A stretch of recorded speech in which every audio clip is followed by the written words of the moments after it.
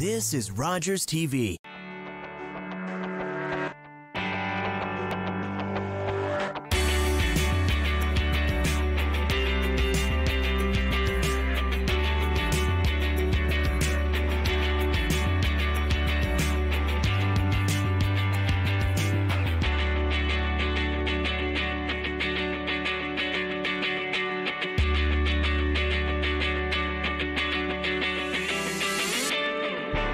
Welcome again to this week's episode of LDN ONT TV here on Rogers TV. I am your host, Bronagh Morgan, and this is the show where we talk about what you are talking about. And I know if you are watching this show from London, you have been talking or hearing a lot about the fact that we have two new city councillors here in London.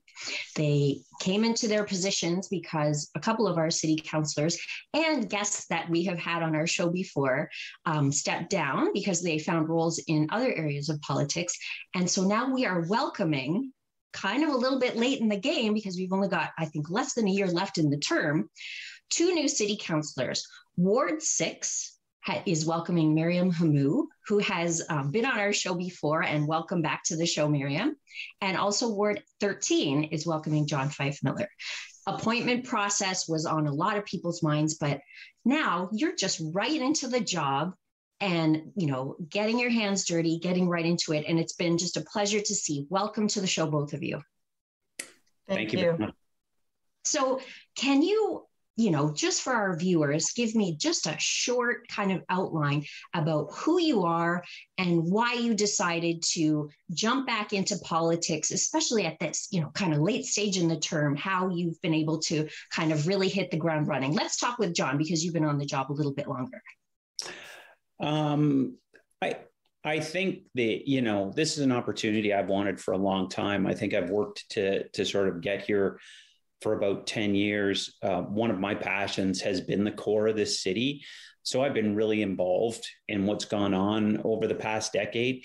So I think with the opportunity to hit the ground running, it's knowing your constituents. Down here, the constituents are an interesting balance. We have business owners and we have residents, and you have to balance those two pieces out. But I have great relationships with them. I'm very aware of the issues in the downtown that are affecting our downtown. So I think that gave me an opportunity to hit the ground running. Also, being a member on the BIA and the Neighborhood Association of Blackfriars gives you a good perspective too of both sides of everything. So I would say the scheduling was a little interesting at the start and still is a little bit interesting. But that said, I'm loving every minute of what I'm doing right now. And it's really a pleasure to see politicians that are just so passionate and so happy and so appreciative of receiving a mandate to be able to serve. So it's awesome that you're, so enthusiastic and worked so hard to get here. And how about you, Mariam? Give us, maybe the short version of who you are and why this was so important for you to jump into. Sure. I've always lived here in London, and I've always been very, very involved with politics, with grassroots organizations, just within the city. I did federal, then international politics, and my voice wasn't as strong as it is here in the city. And I feel like if I can use my voice to help with the city's issues, then I think we can move forward. And there's a really quick turnaround for me. So it's something that I look forward to doing, because in international, it takes years to get anything done. So this is why I'm here, hopefully to help. Fantastic. Now, I know you both interacted a lot with the person who stepped down so in order that this role became available. So maybe start with Mariam. I know that you had one of the things that you had mentioned when you were considering jumping in as an applicant for this role was that you were waiting until Phil Squire decided not to be in politics anymore. So you must know Phil pretty well.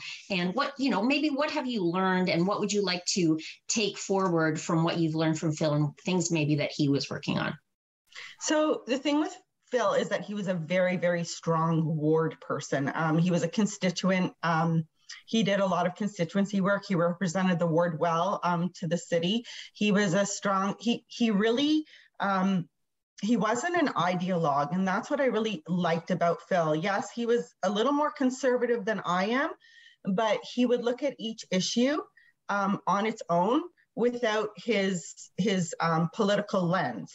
And I feel that that was something that I hope to take on myself, and that I work hard for the constituents.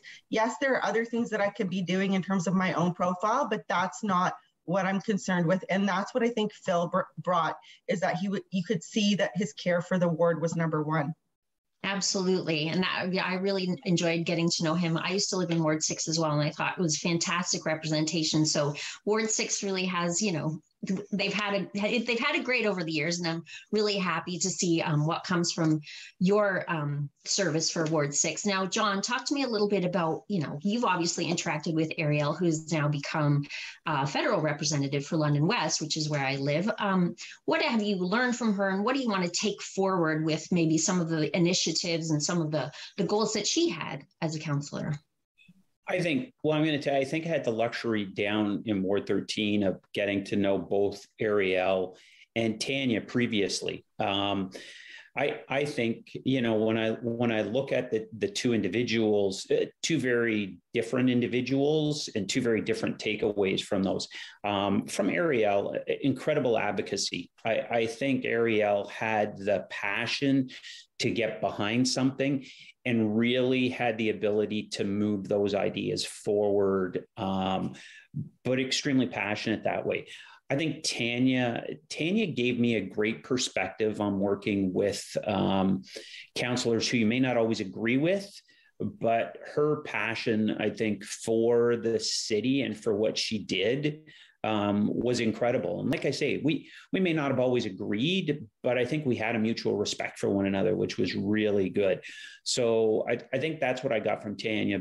But I think from Ariel, it was that advocacy piece that I think she really excelled in, and that's why she's moved to where she is today.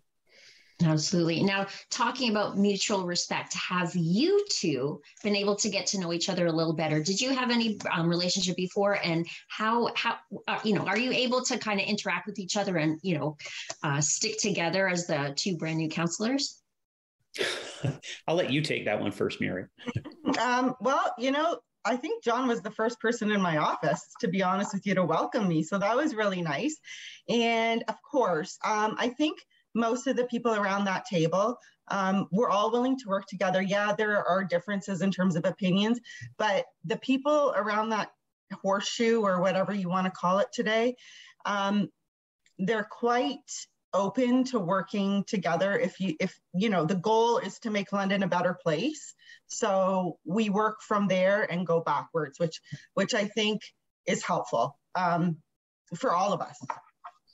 Yeah, I would echo that with Mariam. I think one of the great things I really like about myself and Mariam, when we approached this role, I think Mariam and I each had the same idea, and that is we want to be responsible to the constituents in our ward. Both Mariam and I have openly declared that we would like to run again in 2022, which I think is extremely important because it makes us accountable to the constituents in our ward. And I think that is extremely important in seeing us move forward. I've known Mariam for a long time through some of the organizations that she's worked on and such, and like a great leader in the community. And so who welcomed you the way that you welcomed Mariam? Who was the first person that came into your office, John? Oh, the first person that came into my office was Elizabeth Pelosa. I think Elizabeth is my neighbor to the my neighbor to the direct left in the constituency office, but I think she was the first one that came in. I have a good working relationship with some of the councillors. Again, Sean Lewis and I worked on committee of adjustment for 2 terms together. So I think I've had the opportunity to work more with some of the councillors than other councillors.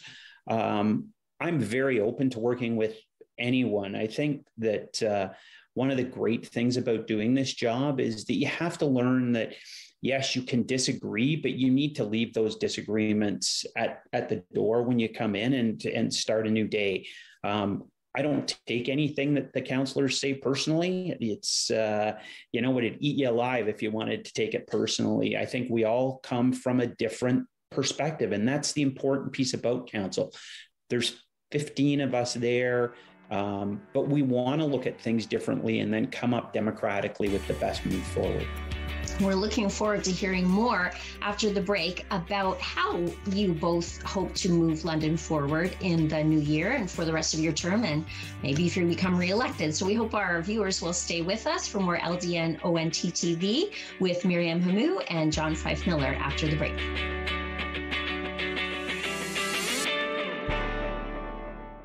This program is brought to you by the following sponsors. Carbon monoxide is a deadly gas you can't see, smell, or taste. Homes with fuel-burning appliances and/or attached garages must have working CO alarms installed outside all sleeping areas. Don't let the silent killer get you. Install working CO alarms today. Every year, dozens of Canadians are killed or seriously injured because they take risks around railway tracks. Talk to your loved ones about rail safety. Visit stoptracktragedies.ca.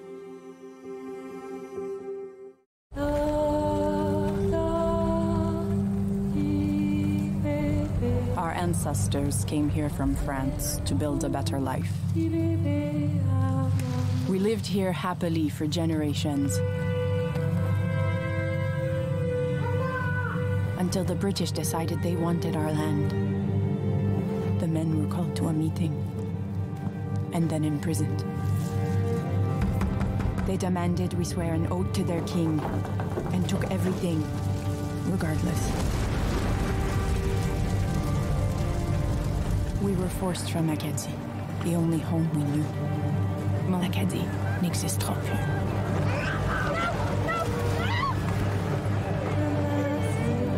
From 1755 to 1763, over 10,000 Acadians were ripped from their homeland.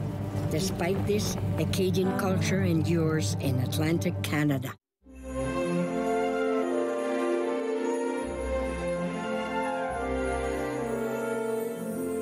This is Rogers TV.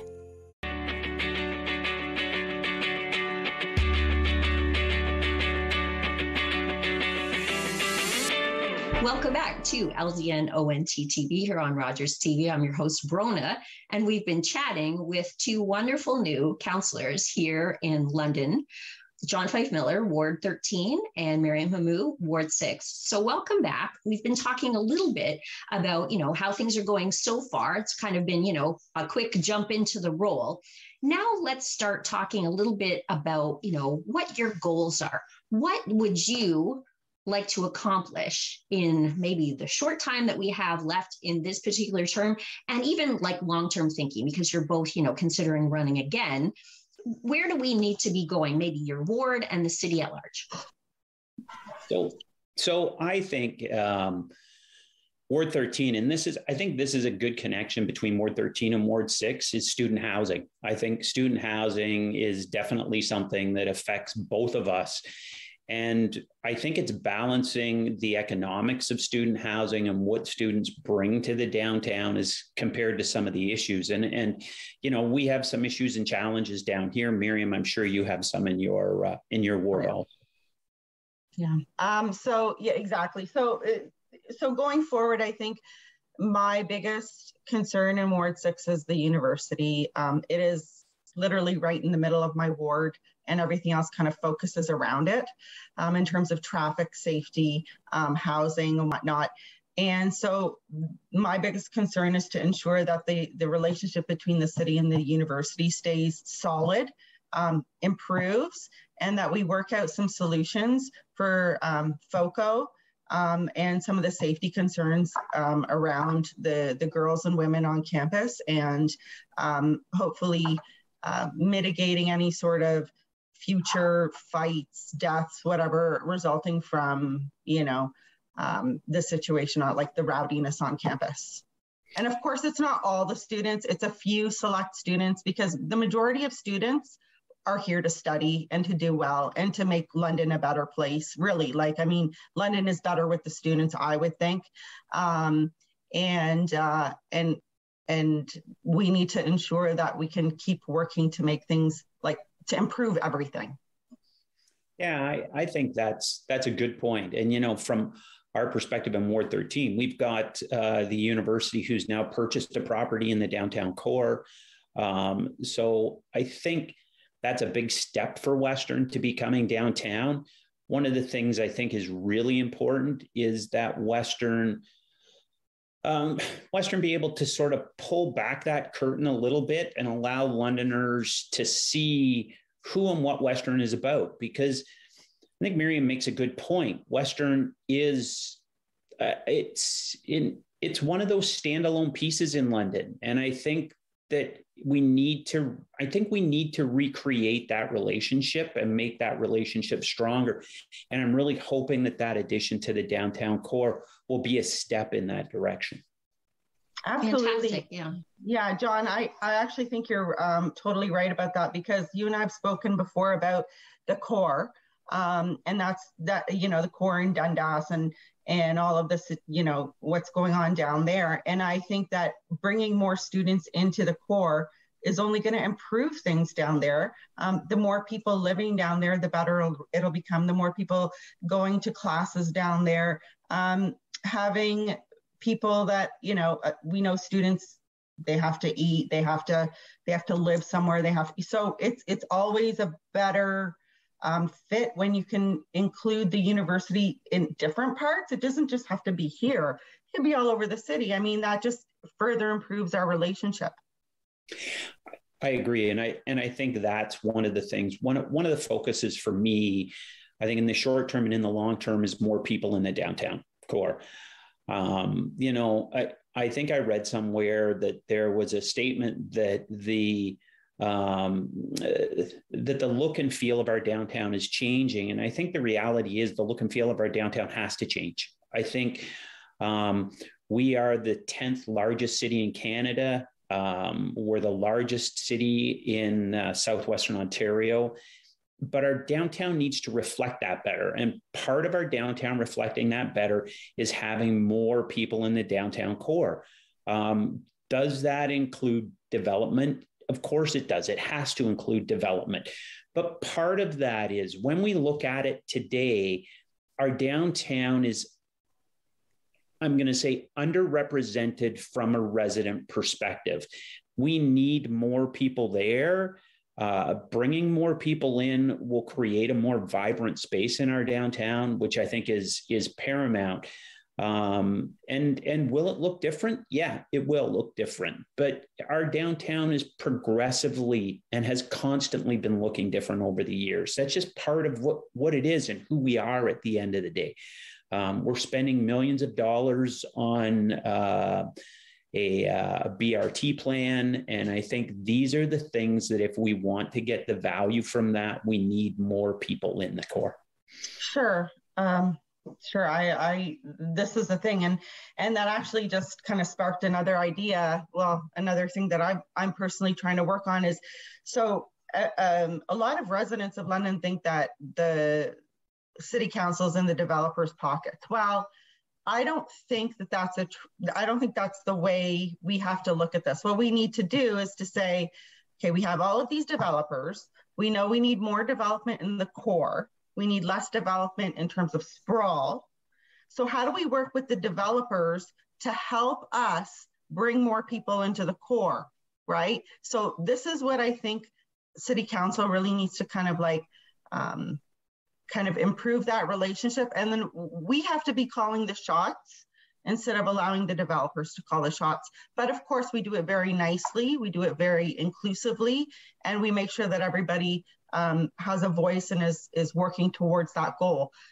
Because right now, I'm not a big fan of urban sprawl at all. I don't like it. I think it makes things very complicated and it screws up taxation. So I think that what we need to do is really focus in on building the core up more in my area, in John's area, and just around all of downtown, so that we can kind of get people more like into that core area. And of course, the biggest thing I feel like we need in downtown is a grocery store, which is what we've been told and we've been griping about, but it's not on city council to bring it there. It has to do with population. So as soon as we get that population, you know, that critical mass, that grocery store will be there, but we're working on it. We're working on it. That's all I want to say.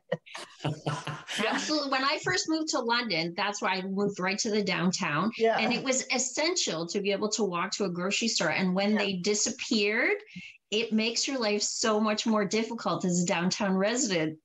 Like, and it seems like a no-brainer. Like I live in the downtown. I should be able to walk to the grocery store. It's crazy. I know. And I think that's it. Like, I mean, you know, we can't suck and blow, right? We can't say that we have a climate emergency, yet we don't want to develop in our downtown core, which gives people the opportunity to live, work, and play within walking distance from one another. I think this is paramount. Do we need a grocery store in the downtown? We do, but we need a plethora of different types of services in our downtown. We need to be able to walk to a dentist, to a doctor, to an accountant. We need all of those items. And I do think that the people who are coming here, especially the people who are coming from out of town to take up residence in our downtown core, have that expectation. They're looking for that. They're going, I don't need two cars. I can be within walking distance and I can walk to the market. Then I can walk over and get this. That's what we want. One of the things we have to focus in on in our downtown is safety. Safety is a concern. I think safety is something that we have to be cognizant of. If there was a magic solution to that, we would deal with it, but there is no magic solution. It's just something that we have to continue to work on a regular basis.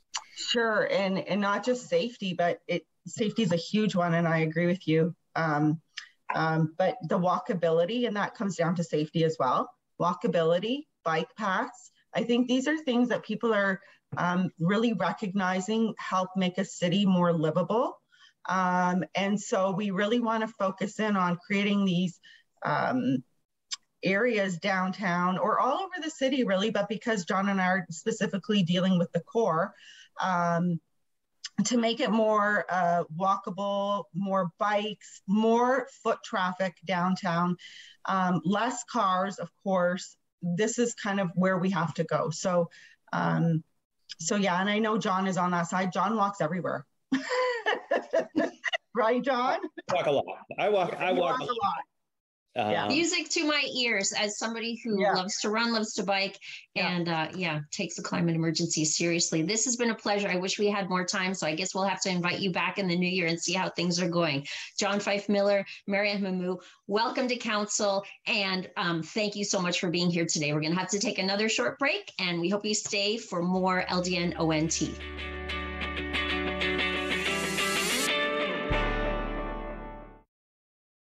This program is brought to you by the following sponsors. Your mouth can do a lot of amazing things.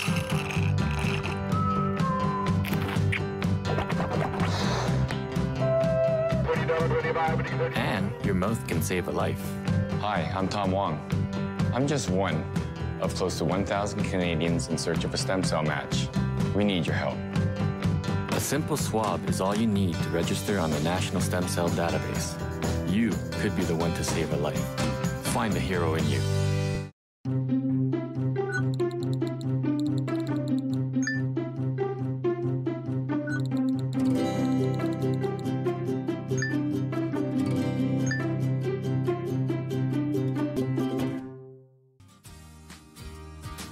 Hi everyone, my name's Ranger M.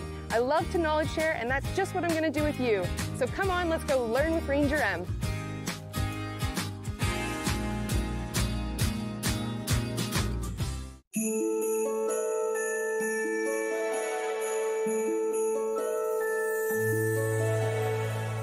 This is Rogers TV.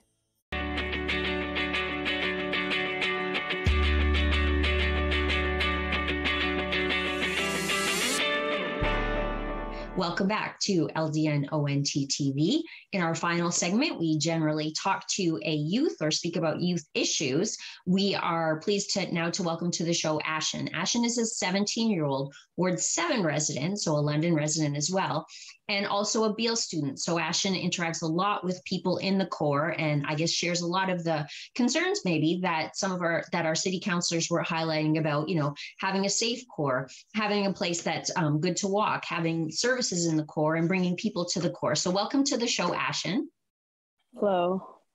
So Ashen, can you talk to me a little bit about maybe some of the things that you think are important for politicians and decision makers in London to really start thinking about and maybe addressing, whether it's in your neighborhood or where you go to school? Something I'd like to highlight, Beale is in the center of the city, right? It's downtown. And I used to take the city bus to get to and from school.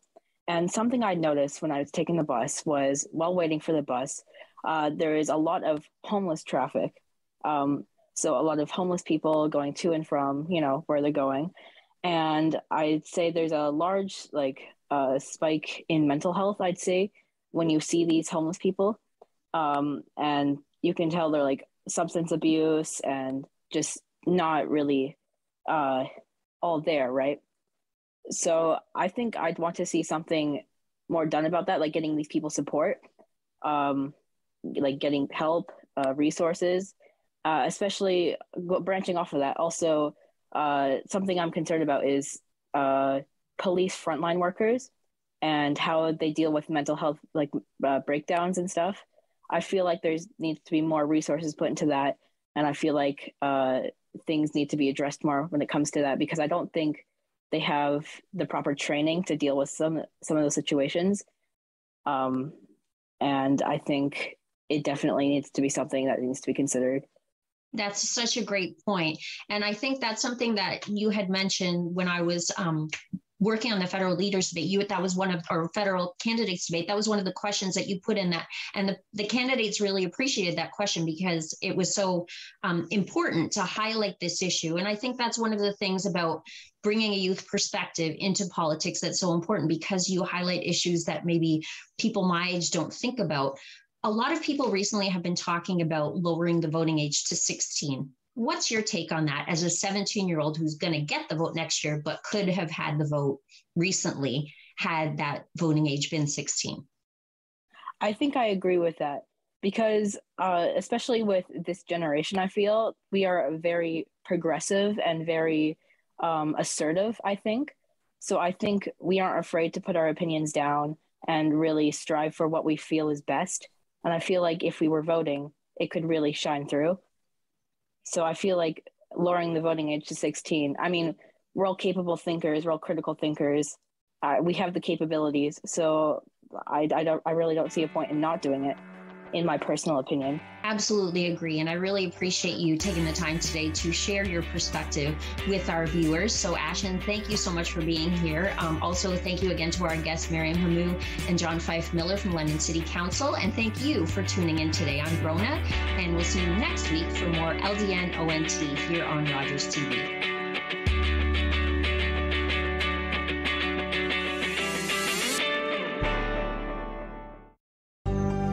Call the Rogers TV viewer response line, email us, or connect with us on social media.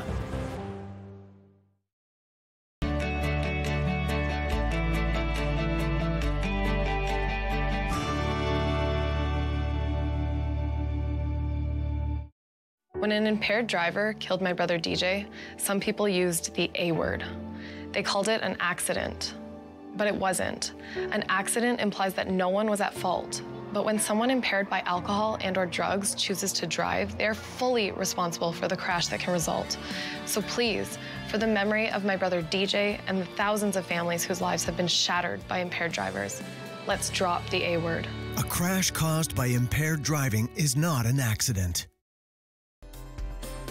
Hi, I'm Dan Mailer. I'm the host of London Lights, the show where we talk about notable Londoners who have made a big mark, a big impact on the world of music, entertainment, sports, politics. Today our guest is Jonathan Hollow, Yuri Poole of the McCartney years, the one and only Jim Chapman, Peter Brennan of Jeans and Classics fame.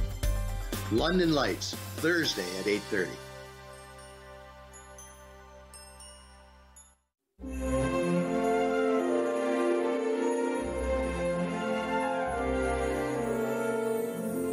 This is Rogers TV.